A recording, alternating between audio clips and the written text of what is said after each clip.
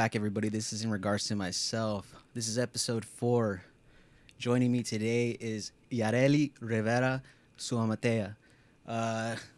Before we get into the interview right now, I just want to give a shout out to the sponsors. This is my first sponsor, so I'm very humbled for this. And I also want to do a quick shout out and thank everybody that's been supporting the show, dropping likes, subscribing, and, actually reaching out and saying, hey, we like what you're doing. It's really humbling. Again, this isn't just like a me project. I have a partner and then my wife, for allowing me, for allowing people to come in and, be interviewed. So the first sponsor that we have and only sponsor is Solus Industries. Solus Industries is an entertainment company that offers an array of different services. They range from media coverage, art, music, just to name a few.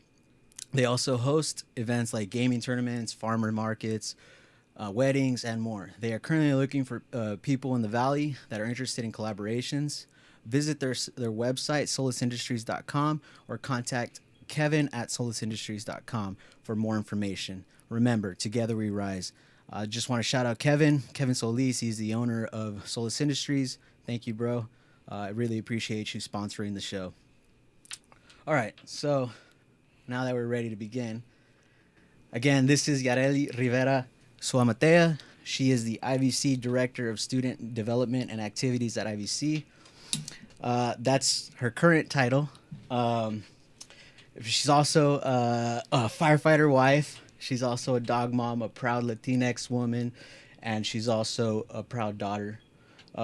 So, what's up? Hi. Well, thank you for having me, Jesse. I feel so honored to be here.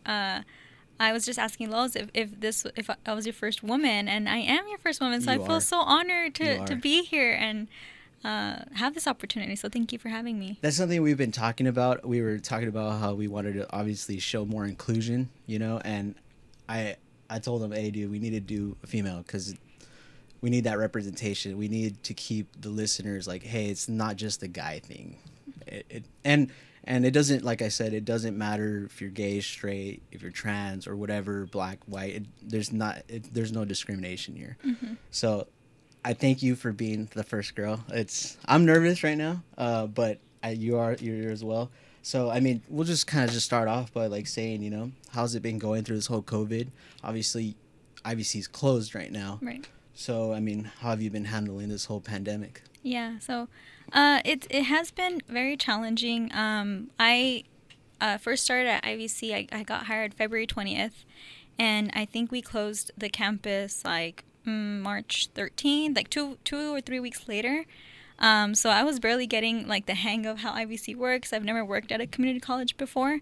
I've only worked at 4-year universities and attended I did attend IVC too, but I didn't really like know how like IVC was ran and stuff. So I was barely learning how to navigate that. And then the new leadership role, like a management role, I've never had a job like that before either. And then we closed the campus. So it was challenging because my job is activities, right? So I'm in charge of the events and the ASB of IVC, and so I was like, how am I gonna do this online, And so with COVID, it was a little bit challenging in the beginning because how the numbers started off kind of slow and then they skyrocketed. So at first, some students were like, well, why are we closing? Because the numbers were low. But I'm so happy that we did, because as we are. The current situation, we are the worst in California, and so I just feel like, there was a great decision made closing the campus and keeping our students safe and our community safe by doing so. So, working online, I thought it was going to be a little bit more challenging, but we're very creative. The students are very creative, and we've done like trivia online, and we get good participation.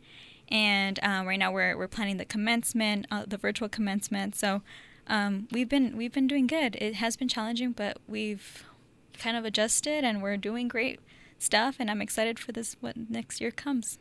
Oh, that's cool. Actually, it's a perfect segue into the next question. Mm-hmm. Next year. Yes. So I know there's probably only so much you can answer, but what does the next year look like for IVC? Yeah, so for the fall, for sure, it's not going to be in person. Okay. So fall, it's going to be online. But and we'll see after that. I think every decision that's made, it's made with the county health department and everybody, who makes those decisions, like opinions and their advice and stuff. So we'll never make a decision that is against that. So yeah, for right now, it's going to be online for fall. Okay. So, and that's another segue to another question, which is one of my biggest. So I was taking classes right before this pandemic started, and that was the first time I had decided, because I went back for something different from my current career, and I was like, I want to go back to school, and I took 2 classes, and then midway through it, through this whole pandemic, I decided I wasn't worth it anymore, because I honestly wasn't holding myself accountable, especially once they're like, you know what, we're not meeting anymore. That whole online aspect has always scared me personally. Yeah. I feel like, because like, yes, I'm good enough with technology, but I'm not like some techie, and so like one of my biggest apprehensions is like taking an online class. Right. So for somebody like myself, which I'm sure there's many, what do you tell that person specifically in regards to, hey, you know what, I don't want to go to school because it's online. So what's your advice to that student? Yeah. Well, I think it depends on the school, right? So some schools, they allow you to take the course, and at the end of the class, you can do an excuse withdrawal because of COVID, right? So, and I did that actually. Yeah. So yeah, because IBC allowed the students to do that. So I think that was great, because again, it was so unexpected, and we always try, like for every institution that I've worked at, we tried to like work to make it to serve the students to the best of the ability so they can be successful. So we always try to keep that in mind.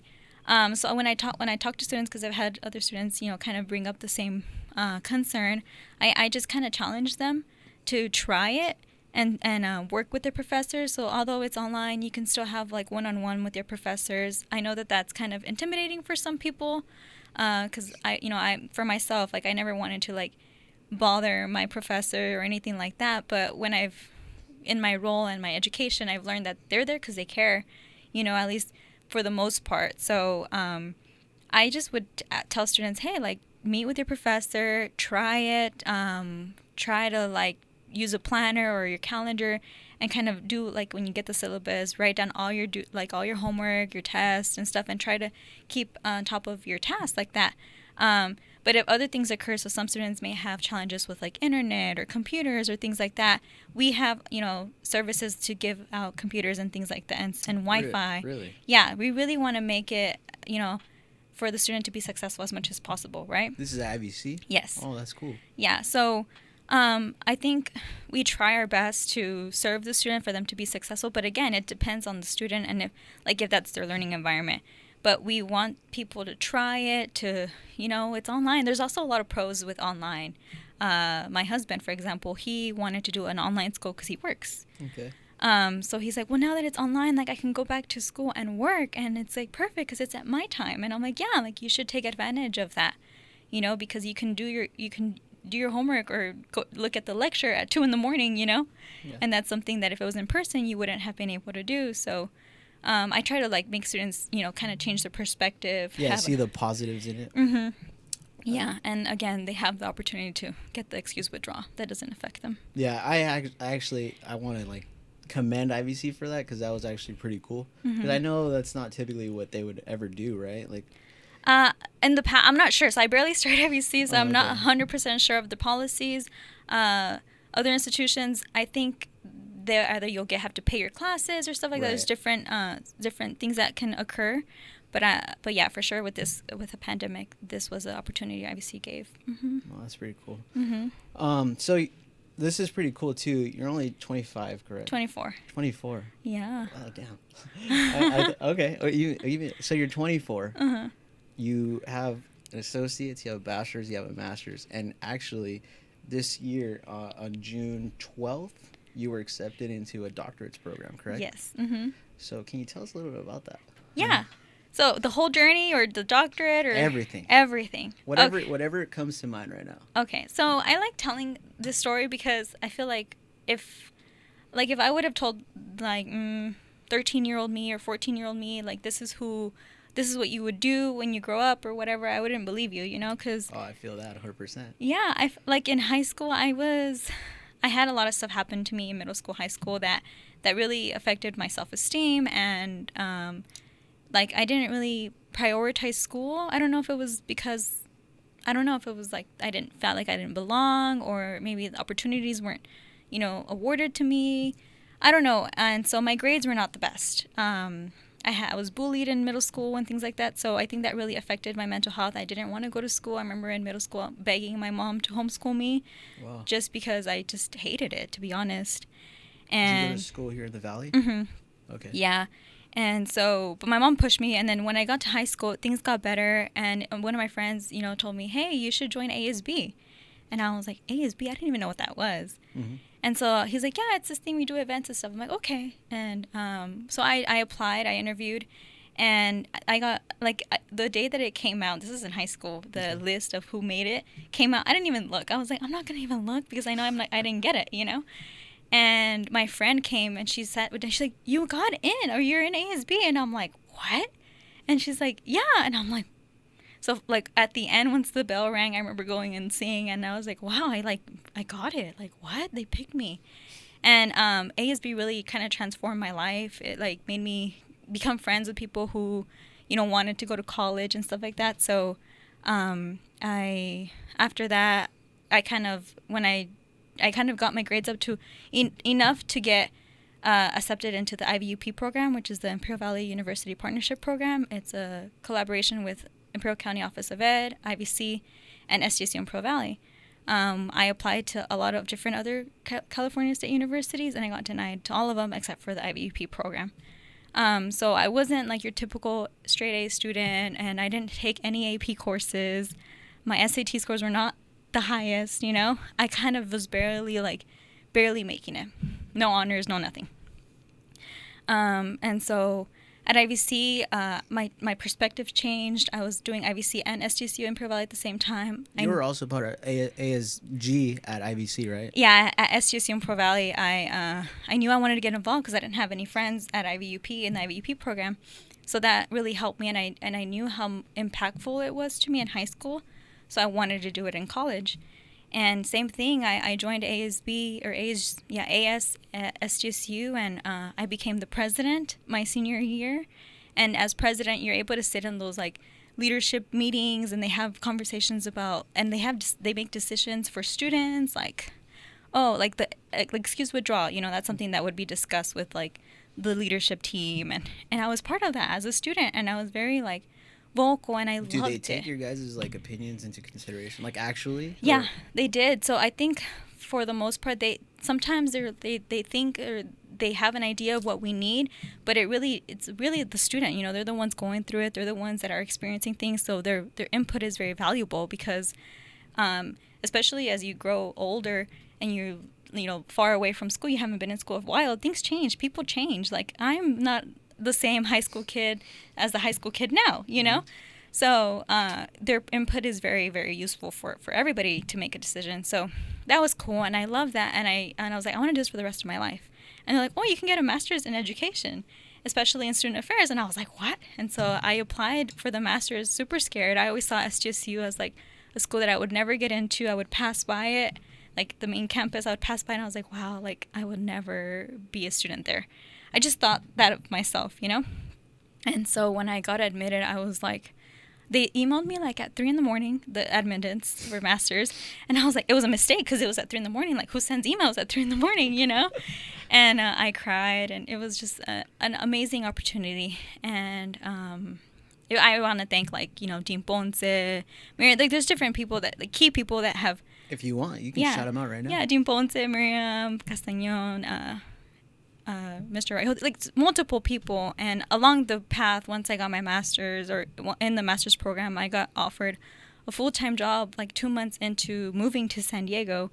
You know, I've never moved out of the Valley. I was terrified of leaving my parents and stuff like that. And so I did it for my master's, and I was just going to do part-time. I got a graduate assistantship, so it was part of the master's program. You do it. But the person who was in my office had left for a different role. And so they're like, well, we need somebody. Why don't you apply? 2 months in, and I was like, okay.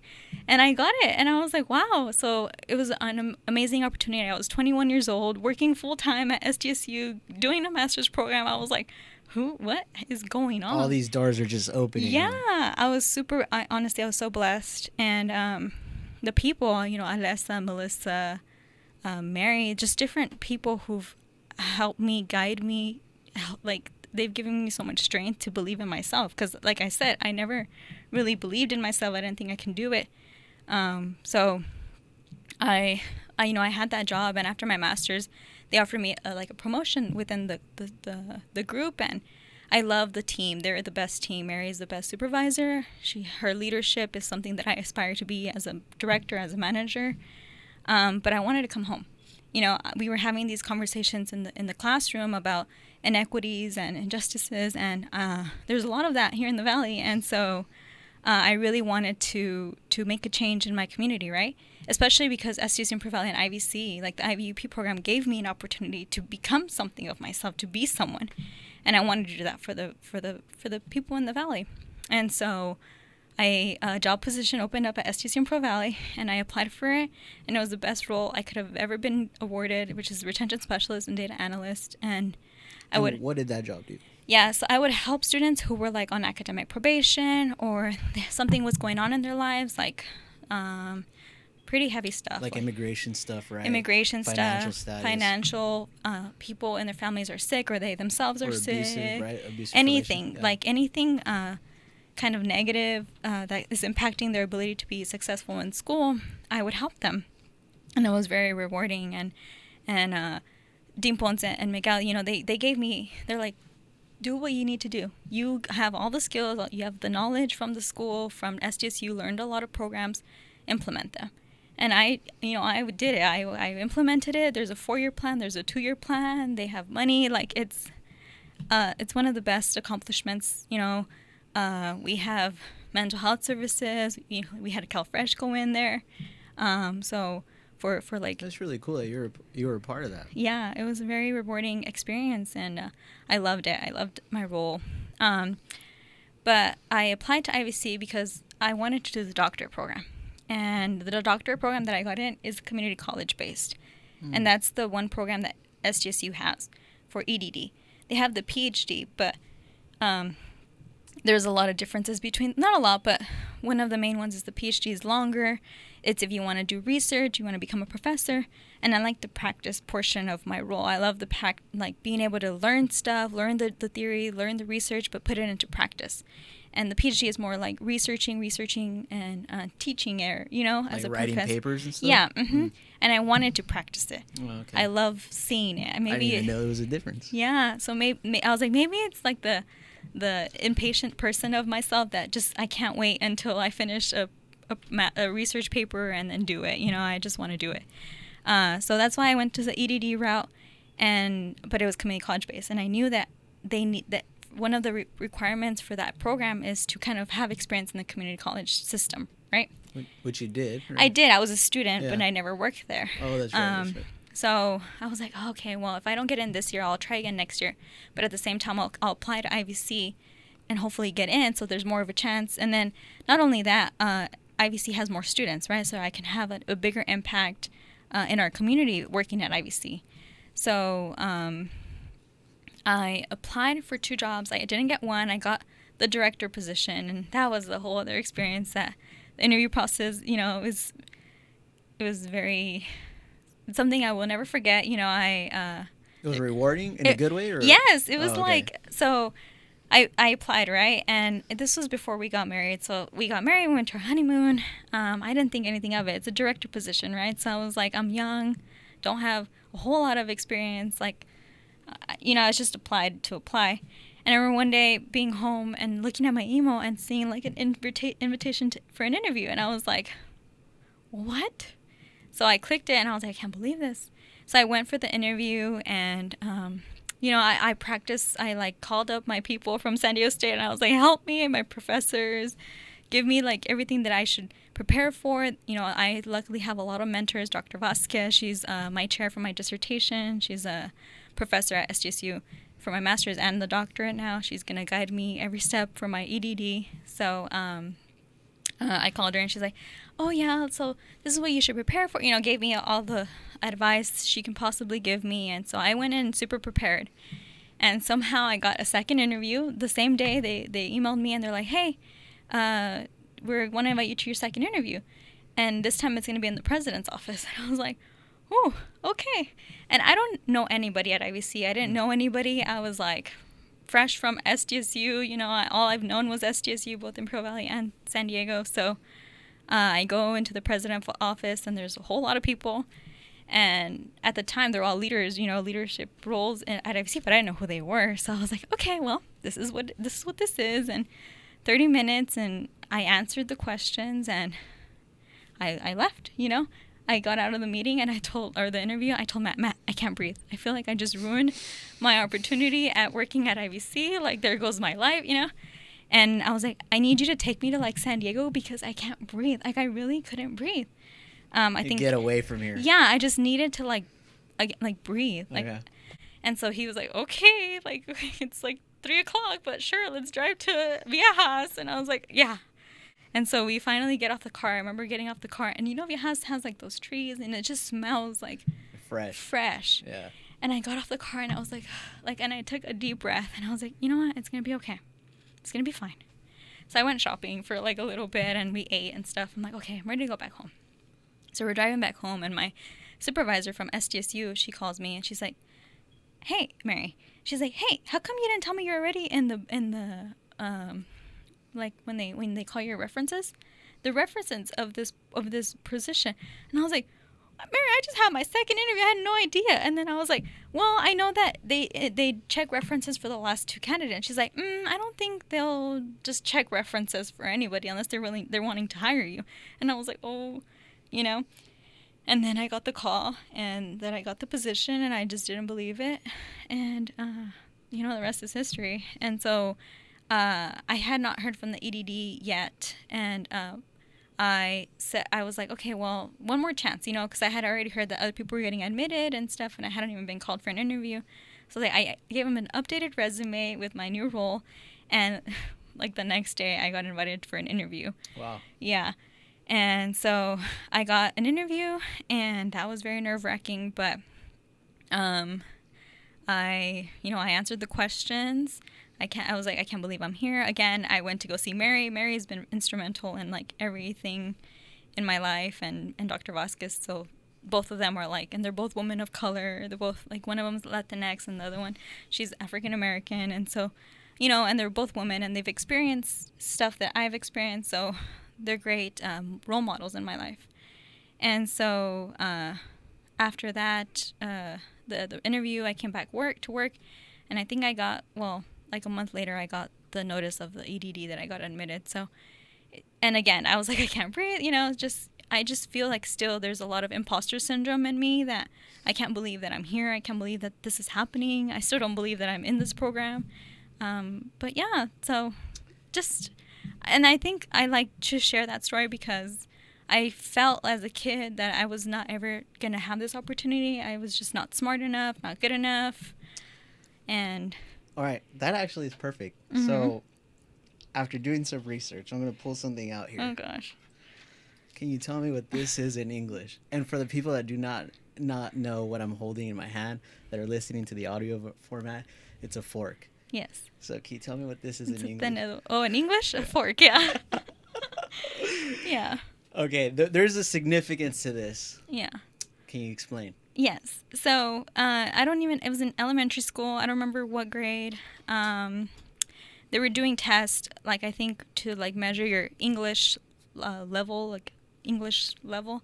And my first language is Spanish. My dad's from Guadalajara, and my mom, she's from Heber, but my dad's Spanish is not, or English is not, was not the great. He's went to classes and stuff to better his English, but at home it was always Spanish. So Spanglish is kind of how I grew up. I there's a lot of stuff that I think of in English or sometimes think in Spanish, and my brain just gets confused. And one time they were testing me, and they pulled up a picture of a fork. And they're like, oh, what is this called? You know? And I was like, and I kept thinking tenedor, tenedor. And I was like, oh, it's a tenedor. But I couldn't remember The English. the English. Yeah. Like, and I know what a fork is, you know? I'm sure like later on I was like, oh yeah, it's a fork. But, and so, and I think, I don't know, I think they scored, like my English levels, my reading has always been low, you know? And I think it's because my first language was Spanish, you know, and I know how to read in Spanish, I know how to write in Spanish. So it's hard to be perfect in both languages. It really you know? is. So it's like ni de aquí, ni de allá, ni este lenguaje ni el otro. It's just, you know, a balance.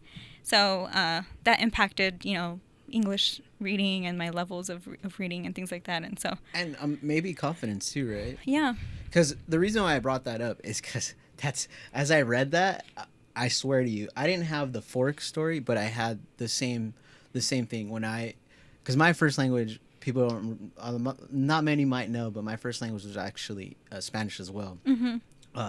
And then when we moved here, like we lived in Brawley when I was like 4 or 5, and then we moved here when I was like about 4. I'm sorry, to Imperial, and my front door neighbors, all they spoke were English. They were Mexican American, but all they spoke was English. Right. And I don't really remember doing the transition going from Spanish to English, but at one point I forgot all the Spanish. Mm-hmm. But as I was going through school, I remember when I moved to San Diego when I was like in first grade and stuff. There was several times where I would be tested, Mm-hmm. like ESL, you know, Yeah. English as a second language. Right. And I would always like feel like, why am I here? Like, Yeah. why do they think I'm stupid? You know, and that story resonated with me because for a long time, my focus was like, dude, I'm gonna like erase whatever accent I may have, and it sounds bad. I wasn't embarrassed. I just felt like I was being treated like less. Yeah. You know, and I was Mm-hmm. like, I'm just gonna like try to learn how to read better. And I remember they put me in a reading comprehension class, and I remember I was like, dude, I'm gonna smoke these guys.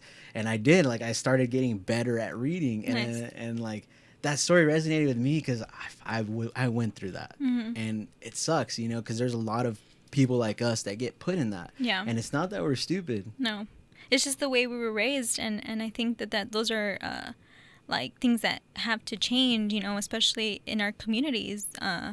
So like in my master's program, I've learned a lot. They opened my horizons to like I widened my long knowledge. Like before my name, you know, Yareli, it's hard to pronounce in English. You know, some people call me Yarel or you know whatever it may be, and Like Matt. yeah, or like you know, and I'm just kidding. and he calls me Yareli, but and it's you know my brothers like my family called me Yarel growing up. It just became my nickname, you know. Mm-hmm. But it I think it was rooted in the fact that it was more like Americanized. But in my doctor or in my master's program, they're like, no, your name is your identity. It's where you're from. You should not have to like change who you are to fit into a society.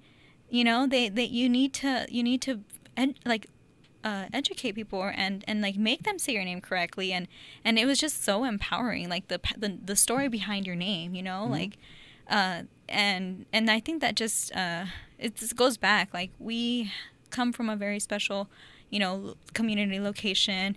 We have great I think, you know, being bilingual is obviously a great skill, and knowing both languages has helped so many. Like I've been able to help parents whose first language or only language is Spanish, and their kids are going to college for the first time. And what is financial aid? What does that mean? And like being able to explain it in Spanish brings me so much joy, you know. And so, I just think that.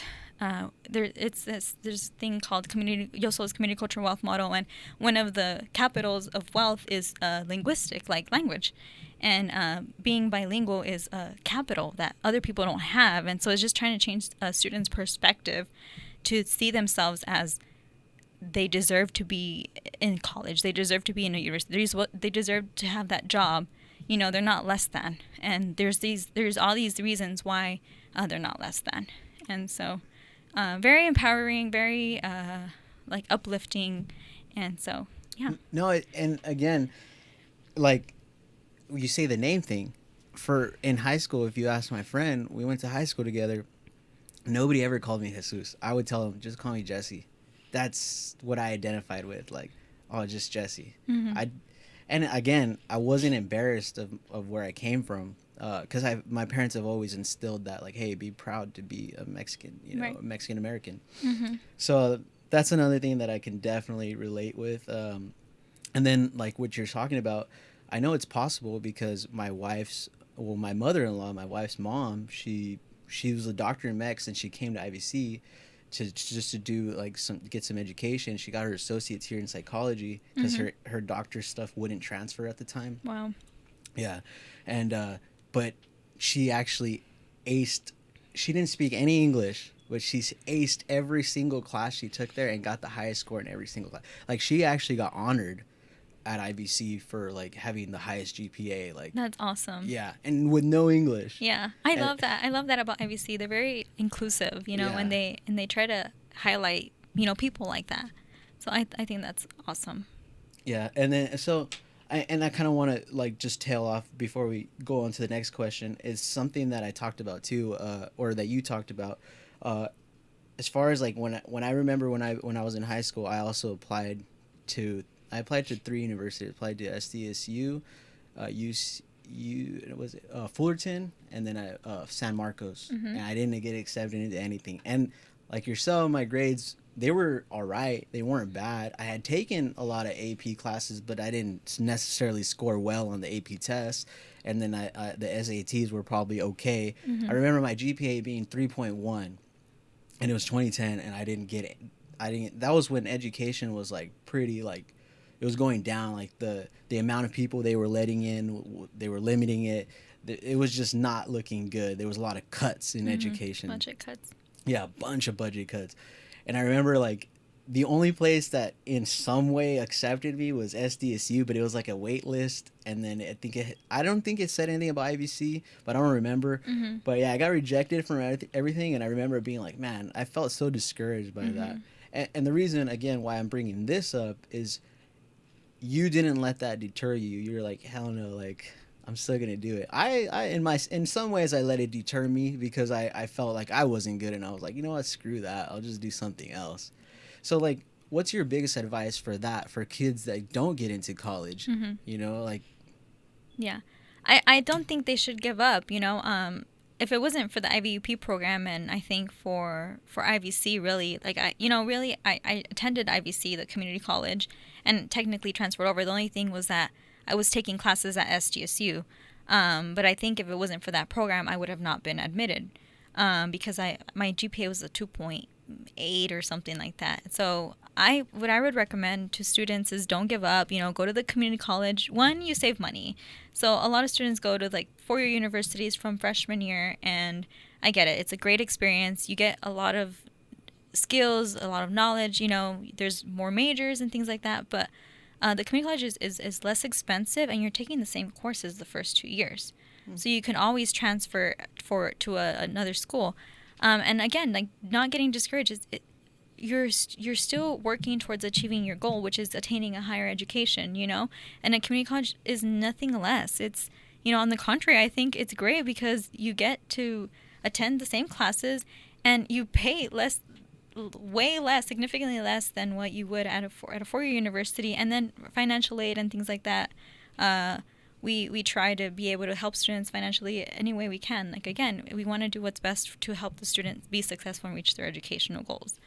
And so I just think that don't give up. Don't get discouraged. I feel like students that I've talked to who attended IVC and then are transferring now. I had a student who transferred, who got into all the UCs pretty much. He was able to pick between what UC he wanted to go to, and he attended IVC for the first 2 years.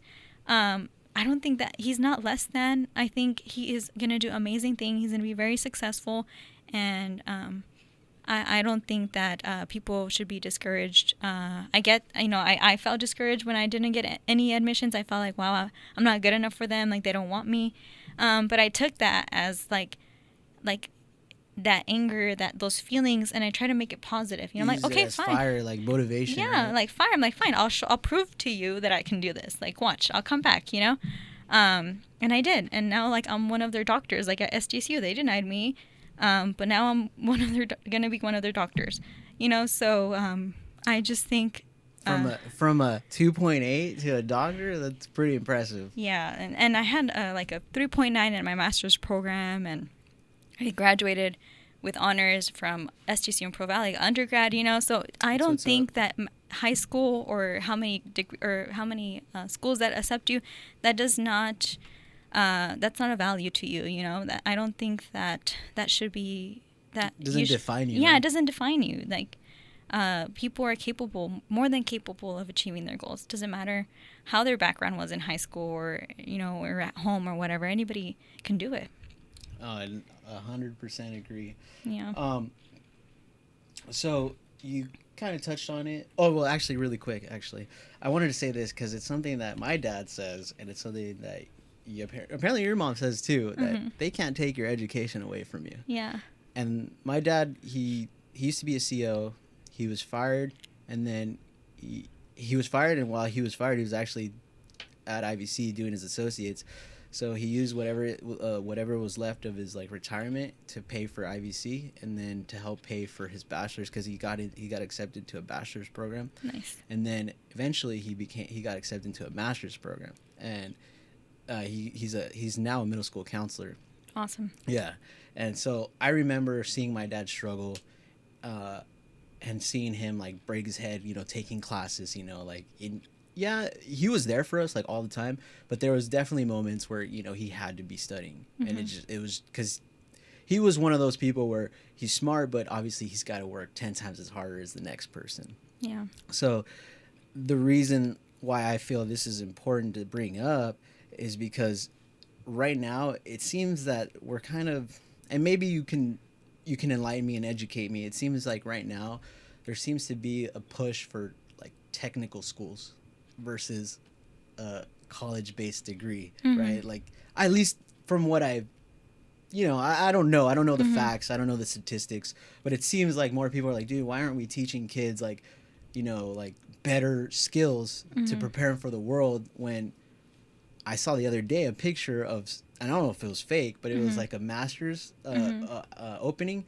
The requirement required a master's, but the salary was $15.29 an hour. I don't know if that's real, but it's like depending on the degree, on the major. But see, like, how do you tell? How do you convince kids that it's still important to get a college education? Well, it goes back. So I always try to listen and see what the students' goals are, what they want to do, what they want to be. Some students may be like, oh, well, I have to go to college because my mom or my parents are forcing me, but I actually want to, be a YouTube influencer or something like that, right? And so I just try to like see what they really want to do and try to help them, with that goal. I don't try to be like one-sided. I'm not, if they don't want an education, I don't want in any way want to force them to get one. I just think that students should be able to make their own decisions as to what they want to do and what they want to be. I try to give them the facts. I don't try to sugarcoat it. It's like, okay, fine. And I give my example of my husband and myself, right? Because he has, technical. He did go to school for paramedic and stuff, but it's more like hands-on, and he doesn't have a degree. So, and I have my degree, right? And for a while, he was making more money than me. And I had my master's, and that was a little frustrating because I've done so much work, and I've been in school for so long, and I've also been working, but he does work too. So it just really depends on what the person wants to do for the rest of their life. What are their goals? What are their aspirations in life? If you, like, for example, myself, like social workers, I think, and education, you don't get paid a lot. For the level of education that you need to have, right? My wife's a social worker. Yeah. So and it's tough, right? Yeah, she's frustrated. But I think people like your wife and myself, we do it because we care. Because we were in situations, like we have stories like the one I just shared, and I'm sure someone in her life impacted her that made her want to be a social worker, or something happened. I think that a lot of people in my field have stories, and they have reasons and people that have impacted them, and that's kind of why you led to that career, because you get to impact people's lives. And so for me, I even said, like, I'll do my job. Like when I was president, I was like, I don't care if I don't get paid. Like, I want to be here. I would prefer to go to those meetings and not get paid than to go to my actual job and get paid, just because I was so passionate, and I still am so passionate about changing people's lives. So again, and that's just what I try to find in students. Like, what's your passion? What do you want to do? Because I just feel like whatever they're passionate about, they're going to find a way to be successful in it. You know, if it's something that they're forced to do or they were told to do, I don't know if the passion will be there. And I don't know if they'll be as successful if it's not your passion. Yeah. No. So, I mean, and that's one thing, right? We always try to, like, sometimes subconsciously we compare ourselves to others, right? We're like, oh, you know, I have a master's and I'm getting paid less, right? Yeah. But it's about like humbling yourself and telling yourself that's not my path though. Like my own path, I'm gonna get there when I get there. Yeah.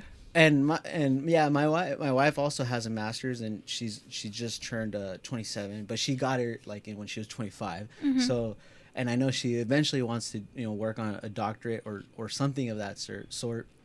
But I commend both of you. You know, I know it's not easy, especially you being, younger, which I know that's probably been a barrier. But aside from that, you're not just young, you're also a woman. And then from that, you're also a person of color. Yeah. So has there ever been a time and place where you've actually experienced some kind of, pushback from the systemic, Mm-hmm. Yeah. Yes. So I've been, I've worked at different places. I've gone to school at different places. And not only that, friends or people that I know, they say things and I've been told a lot of stuff. Like one of the common ones is because I work in education and sometimes in my other roles, I've worked at high schools and stuff. Like I'd get confused as a student, like, oh, like, why aren't you in class? Or, oh, you look like a student. Or, I'm sorry. Like I remember I was in a meeting once and, one of the professors, they didn't know who I was and they thought I was like a student representative. But then I was like talking and I was like very knowledgeable about what we were talking about. And then they realized like, oh, like she's the new person, and it was like fine. And she apologized and everything. And I was like, it's fine, and so, yeah, I get confused to be a student and that's, part of my age and how I look. And it doesn't help that I have like a baby face almost, like I look the same as I did in high school. And I it has been frustrating sometimes, like certain comments that have been said to me.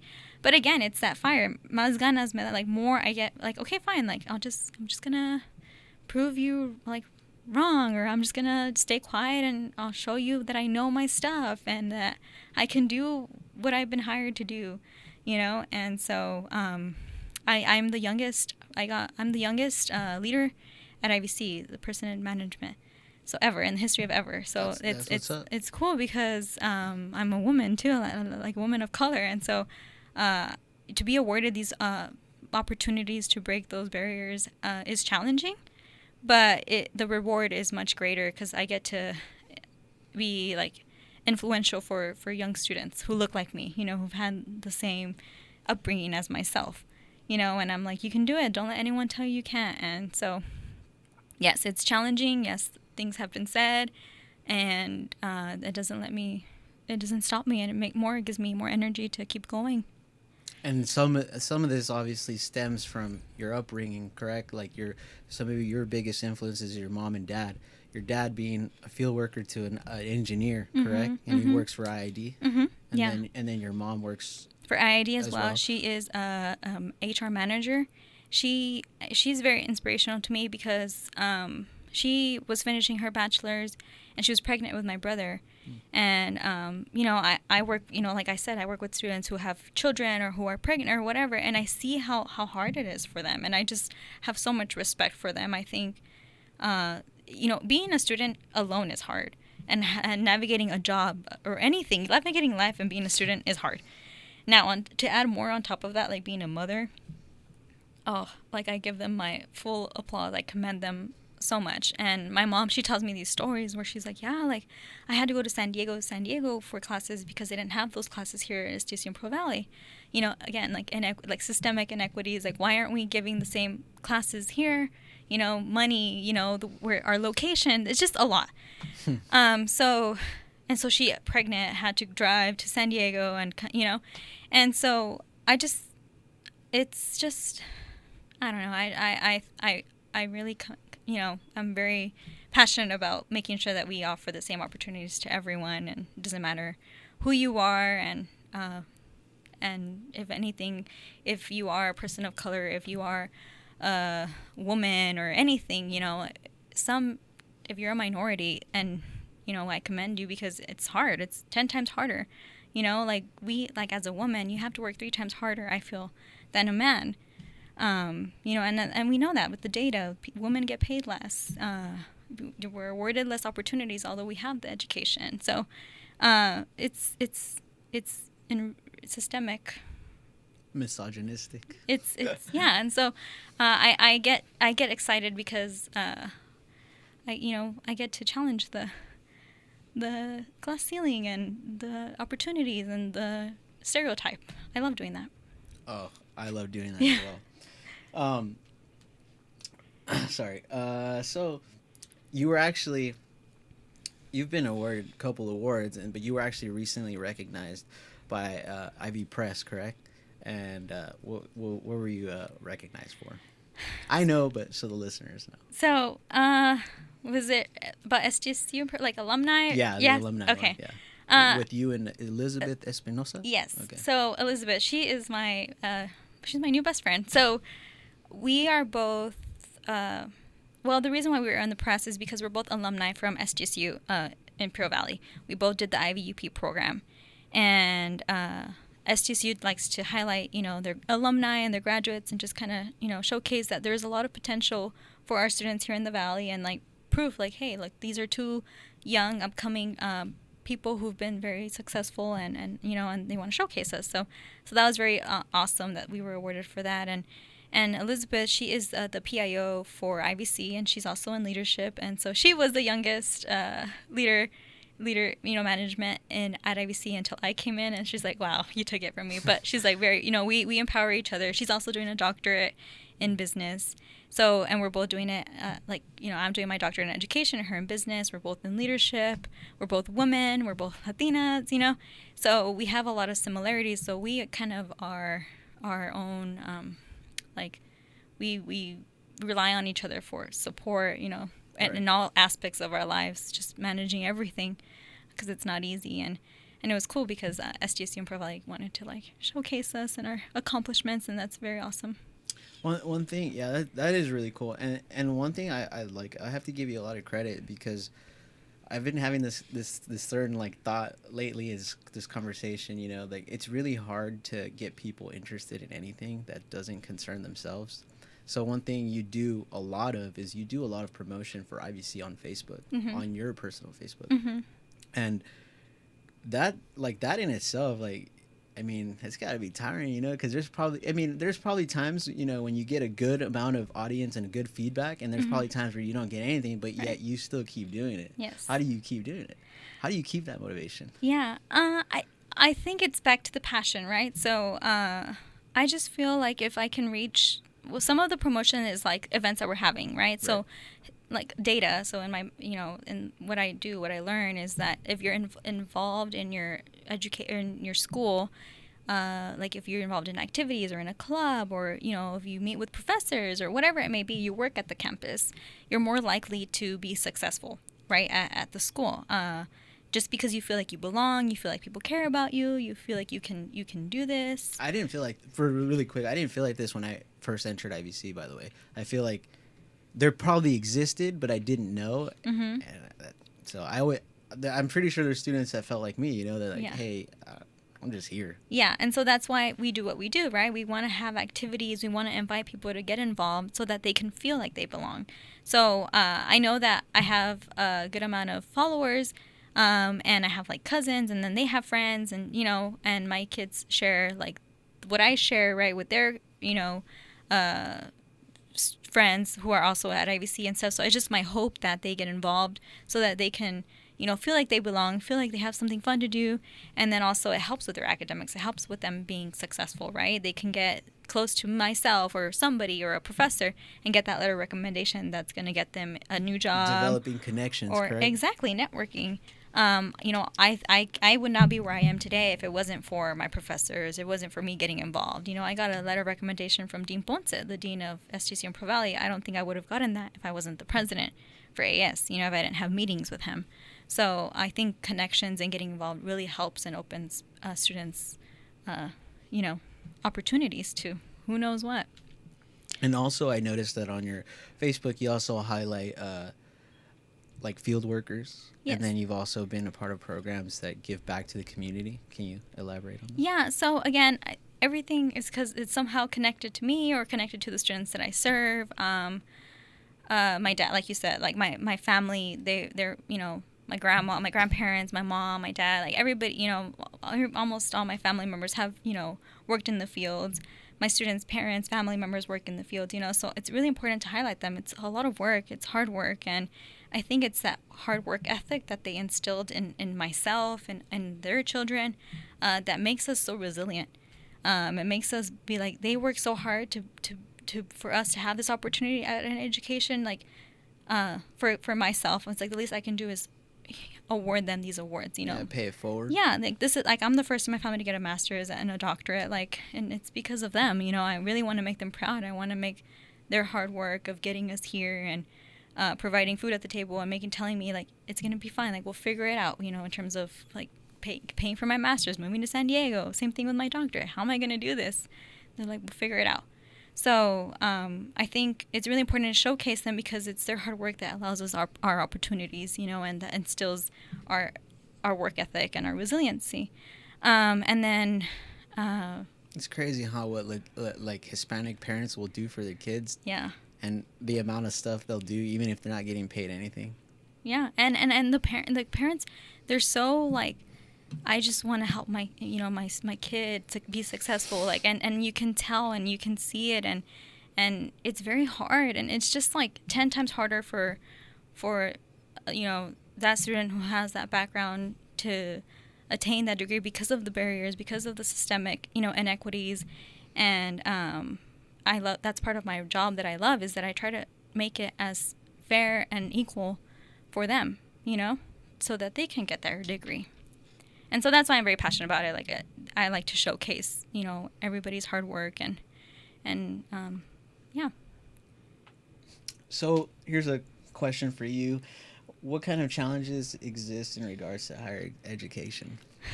I mean, there's in different aspects, there's challenges within the system for our students. There's challenges as leaders, as administrators, as staff members. And I think we're, for the most part, trying to battle the same ones, which is like the historical, systemic barriers that have been placed. First gen, being low income, you can see, like, it's very crystal clear in the data. Someone who's not a first gen, whose both parents have an education, who's their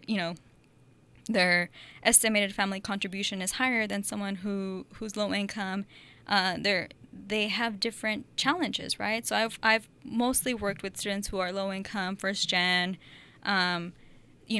students of color, and for them it's not just going to class and getting an A. For them it's going to class, having multiple jobs, providing for their family. It's just like one thing after another, all these barriers, and that's kind of what are some things that everyone as a whole tries to like work towards, to remove those challenges, to remove those barriers.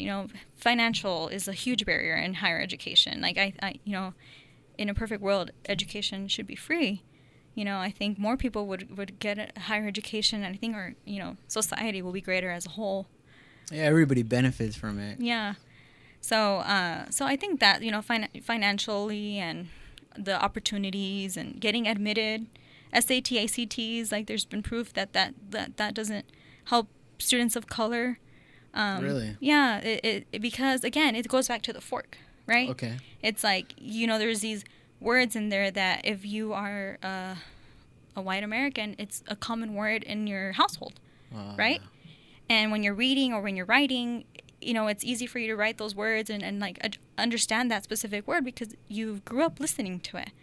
But for someone who didn't, then you, like me, like I know what a fork is, but I know what it is in Spanish, like, so it's been proven that the tests can be intimidating, and it can kind of be another barrier to someone getting an opportunity at attending a four-year university. So I think in the future, those will be removed.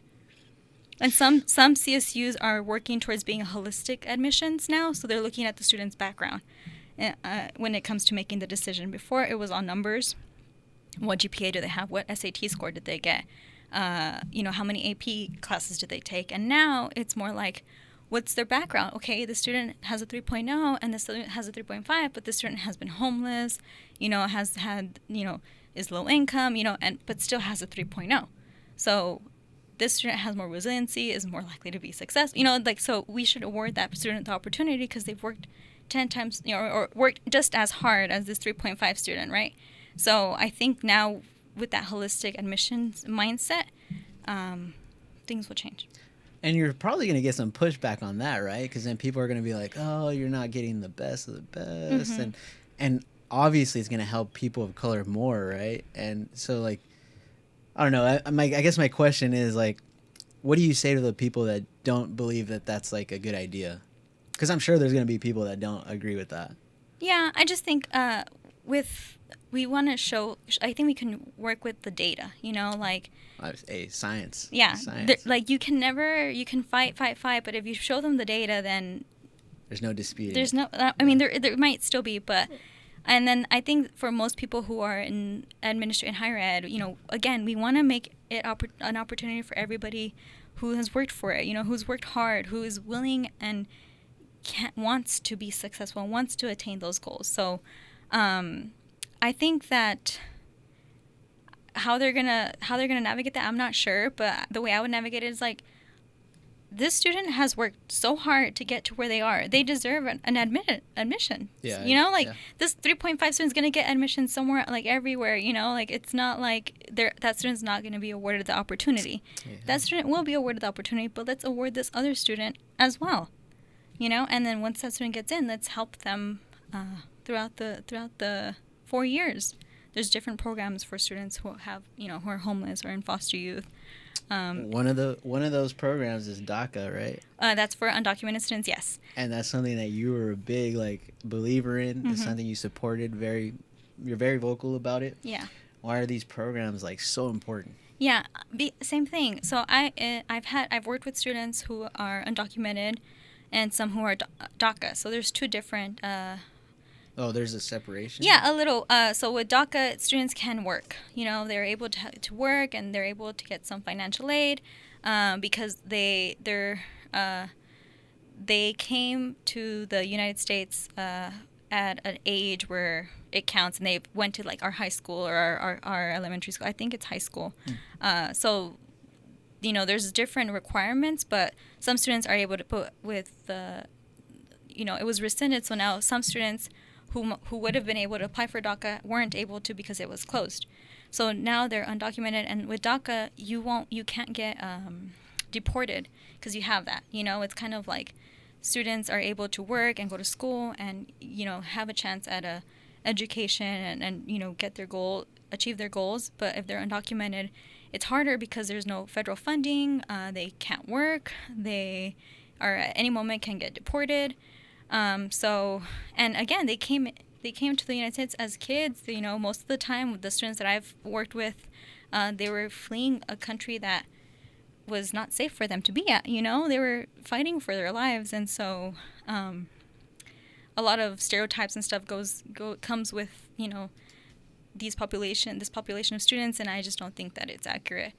And I've worked with students firsthand, and I know that it's not. And again, they work so hard. They're so resilient. They deserve an opportunity, I agree. So that's why I'm passionate about it, because I've worked with students firsthand.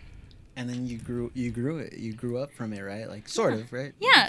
I had friends growing up who were undocumented, and we had the same upbringing, we went to the same school together, and then now they can't have a job, and now they don't get financial aid, and it's just but you're one of us. We went to the same elementary school, high school, what? And it's not fair. It's definitely not fair, mm-hmm. for sure. Well, we're getting close to the end of the interview, so. Okay. Yeah.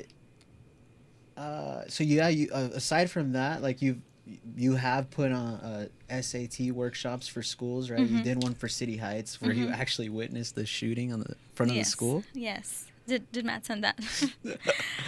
Yeah. So I mean, you can talk. Like I said, if you want to whatever you want to talk about, you can. You could minimize it. Doesn't No, matter. it's okay.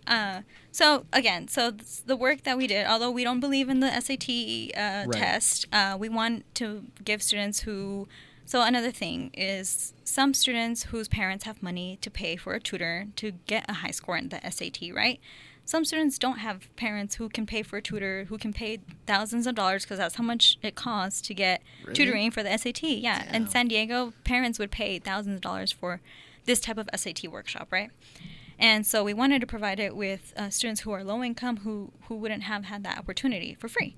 And so we would plan the SAT workshops. We would pay for everything. We would give them meals like during the summer. And offer tutoring as well. And offer tutoring. You know, we had our students from the university tutor them. So, you know, good tutoring. Our professors were the teachers in the class. So really, really high level of education, right? And because they should be awarded the same opportunity as someone whose parents can afford $1,000 workshop. Right. So that's kind of like what that was about. And then in City Heights, you know, it's a low-income community. There's people of color, the majority are people of color. And unfortunately, things like shootings or drive-by, you know, occur often, you know, so I have not really witnessed that here growing up. I didn't really definitely not. I didn't really experience that. So one day we were gonna have an SAT competition, and so we were working with middle school kids, and the two top kids who got like really good on their tests, like we had little tests made for them, and they knew the words and stuff. So we were gonna take them to go have an SAT competition at SDSU in San Diego, and we did like this big old event for them. Because it's exciting, you know, we want to like, hey, come to college. It's the best experience, you know. And we had two different schools that we worked at, and my coworker was about to drop me off at one school, and as soon as I was about to get off the car, we hear like what sounds like fireworks, you know. And you're used to hearing like fireworks or like loud sounds, like, you know, you'd think it's something. You never think it's really like, or at least me, I never thought it was like a gunshot or, guns being fired or shots being fired. And I got back in my car and I was like, hey, did you hear that? And she's like, yeah. I'm like, I wonder what it was. And some students, like, there was like two or three because it was like a little too early for them to be getting dropped off. And then we start seeing people run towards us. And I was like, hey, like, what's happening? And then my coworker, she was a bit more in shock than I was. And then we start seeing a guy who had been shot, like, who was holding a gun, walking towards us. And you can see, like, the blood running down his like... It wasn't a student, though, right? No, it wasn't a student. Okay. No.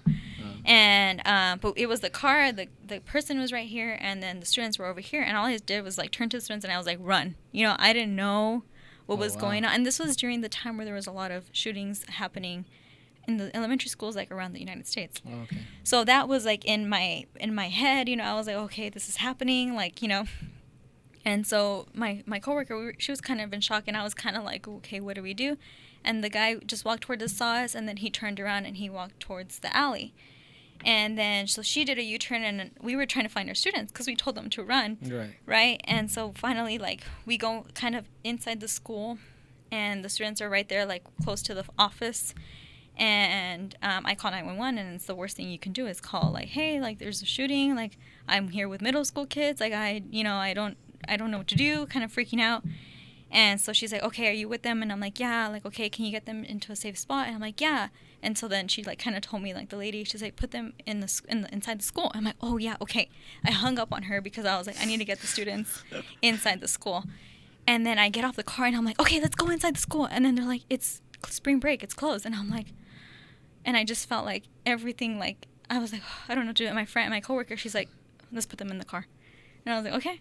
So we put them in the car, and the police showed up, you know, and they told us we got to leave. But it was the drop-off time for other students, so more students were going to show up. Wow. So I just, you know, the police officer didn't want us there. Like, I was like, I'll stay here. Like, I'll tell them. I don't care, you know. And then he was like, no, you got to go. I'm like, well, then can you please tell students, like, they have to go home. Many of these students just walk, you know, their parents don't drop them off. Like yeah, I'll let them know. So we started calling everybody, you know, we have their numbers and stuff, but it was definitely traumatizing, you know, it was very scary. But the worst part is that our students were not that traumatized. They were they were kind of used to seeing that. It was like normalized. Yeah, there was two, kids were saying, "I told you that he was gonna do that. I told you that was gonna happen." Like, kind of like, wow.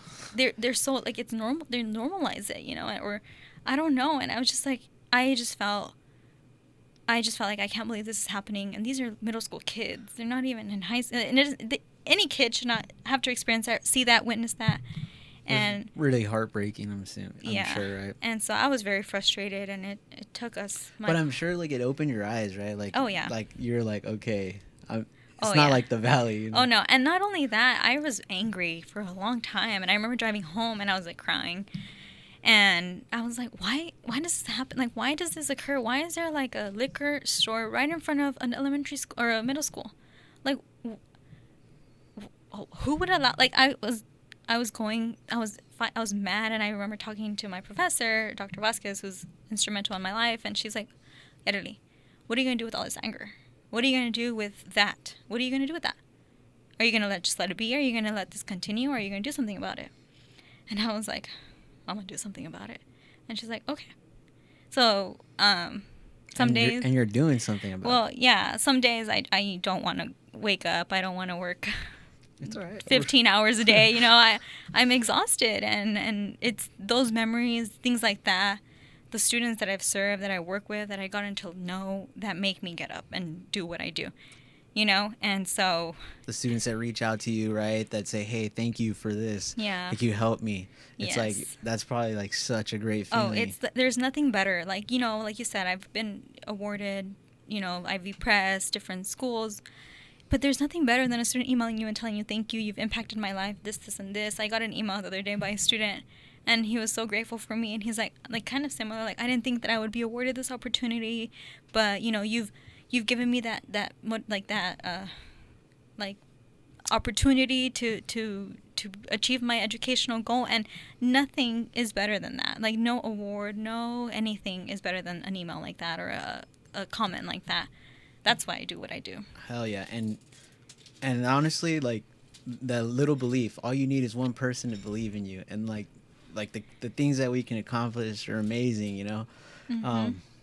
Well, Yareli, that was a great story right there. And that's a great way to end it, honestly, because you are clearly you're getting there.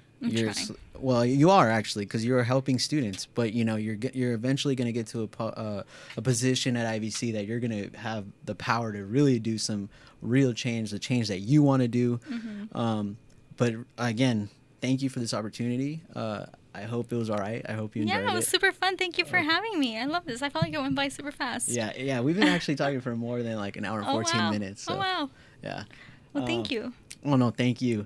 I'm just going to end the show in a couple things real quick. So, yeah, thank you, everybody, for tuning in. This is In Regards to Myself. This was my guest, Yareli Rivera. This is episode 4. Please make sure you guys follow us. Also, where can we reach you as well? Yeah, you can follow me on Instagram or Facebook. My name is Yareli Suamataia. It's really hard to write. Can you write it? Yeah, all right. Okay. We'll attach all your we'll attach links. Okay. I got my guy right here. He'll do it. Awesome. And then if y'all ever need help at IVC or anything, you can always message me, and I'm more than happy to help. I have multiple people messaging me about school, and it's the best. Those are the best DMs that I get because I get to help, my community. So any questions about IVC? Or SDSU, or Pro Valley. SDSU, yeah, anything about that, make sure you guys reach out to us. It's Facebook, Instagram, anything else? I don't, well, Twitter, I don't really use Twitter, okay. but. So yeah. Facebook and Instagram. All right, and again, this is In Regards to Myself. Thank you guys. We're out.